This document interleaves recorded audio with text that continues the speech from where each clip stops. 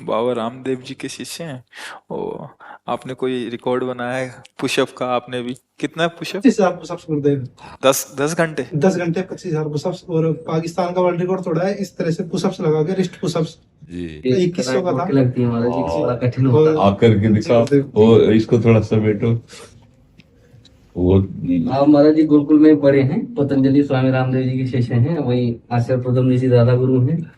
और महाराज जी आप जो अभी हाँ, ये सीधी पुशअप से कठिन है। जी, जी। हाँ, ये ऐसा सीधी। रिकॉर्ड बनाया? 1 घंटे में 3100 3100 लगाए। हाँ, ये बहुत कठिन है।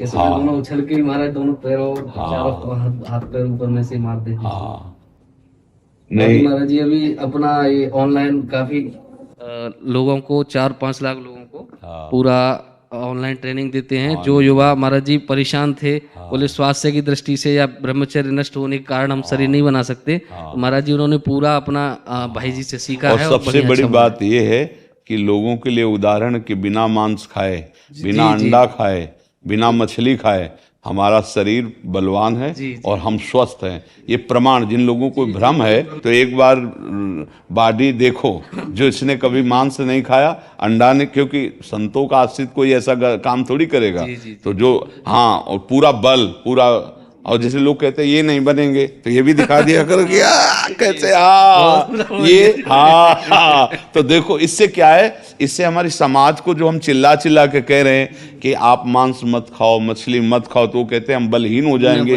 तो इससे प्रमाण मिलेगा कि संयम और साधना से कैसा बल आता है। हाँ, मांस खाने से आप मोटे हो सकते हो, चर्बी बढ़ सकती है, लेकिन अगर आप ब्रह्मचर्य से हो, अध्यात्म में चलते हो, पवित्र आचरण करते हो, तो आप अपने से डबल वजन वाले को पटक सकते हो, क्योंकि आप में अध्यात्म बल है ना। हाँ, बहुत अच्छा लगा। मैं 9 वर्ष तक गुरुकुल में रहा, तो मेरे जितने मित्र थे सभी सन्यासी हो गए। और अभी मैं व्यवहारिकता में आ रहा हूँ। तो गुरुदेव, इस व्यवहारिकता में हम अपनी जो आध्यात्मिकता है, जो उसको हम कैसे, किस तरीके से साथ लेकर के चले? व्यवहारिकता मतलब ब्याह करके गृहस्थी में जी जाना। गुरुदेव। हाँ, तो उसके लिए फिर एक बात ही रहेगी, संतान उत्पत्ति का लक्ष्य रख करके महीने में मासिक धर्म की पवित्रता के बाद एक बार संतान, तो फिर आपके शरीर और ब्रह्मचर्य पर कोई फर्क नहीं पड़ेगा। धर्म पूर्वक पाणी ग्रहण करके ऐसे, अगर व्यभिचार प्रवृत्ति में उतर जाए तो फिर गलत हो जाएगा। संयम ही रखे। अब तो अपनी आयु बहुत कम है, तो उसका क्या उदाहरण दे। महाराज कश्यप जी 10,000 वर्ष तक ब्रह्मचर्य रहकर जब अपनी पत्नी विनता से, तो अरुण और गरुण जी प्रकट हुए। अरुण भगवान सूर्य के सारथी और गरुण भगवान हरि के वाहन।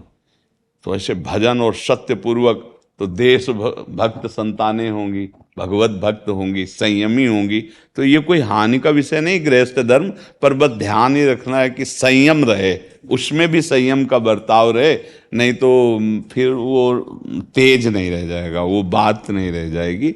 व्यर्थ में ब्रह्मचर्य को नष्ट न करे। हाँ, संतान उत्पत्ति की भावना से जो किया जाए तो वो पूजा ही होती है भगवान की, क्योंकि सृष्टि ये बढ़ाने की सेवा भी तो मिली ना। हाँ, तो आप ऐसा करो, नाम जप करते रहना और व्यायाम कभी मत छोड़ना। अगर चलने लायक हो तो जरूर करो, क्योंकि अगर आप व्यायाम छोड़ दिए आप किसी प्रमाद से, फिर आपका शरीर डाउन, मतलब परेशानी पैदा हो जाएगी, क्योंकि आपने बहुत खींचा ना। तो अब इसको चाहिए, नशा है इसको, जितना हो सके। जब मान लो अवस्था कम होने लगे तो भले 5 दंड लगाओ, लेकिन लगाओ जरूर, नहीं ना, नहीं तो शरीर जो है फिर आपका दर्द करेगा, क्योंकि आपने बहुत खींचा है। तो आप बहुत प्रसन्नता पूर्वक गृहस्थ में जाइए, कोई हानि नहीं, गृहस्थ से भी भगवत प्राप्ति होती है। बस हम अपने थोड़ी संयम रूपी व्रत बनाए रखें और भगवान के आश्रित और नियमावली यही रखें जो आप अपनी दिनचर्या रख रहे हो, तो इससे बना रहेगा। ठीक है, बहुत अच्छा लगा हमें, इसलिए अच्छा लगा सबसे ज्यादा कि लोग ये बार बार प्रश्न करते हैं कि बिना मांस खाए, अंडा खाए हमारी बॉडी नहीं बनेगी, ताकत नहीं बनेगी। यही हम दिखाना चाहते हैं कि देखो, संतों के द्वारा शिक्षित व्यक्ति बलवान भी है और सब, और कुछ ऐसे गंदे भोजन नहीं करता है। हाँ, बहुत, एक बच्चा का दूध घी। हाँ, और ये एक बच्चा और आया था, उसका क्या वो देसी टार्चन। एक, हाँ, ऐसे यहीं रहे, वहाँ इन्होंने रिकॉर्ड बनाया था महाराज जी। अंडर 19 के अंदर इन्होंने ये रिकॉर्ड बनाया। हाँ, बहुत सुंदर। जय जय श्री राम। धन्यवाद, धन्यवाद, धन्यवाद।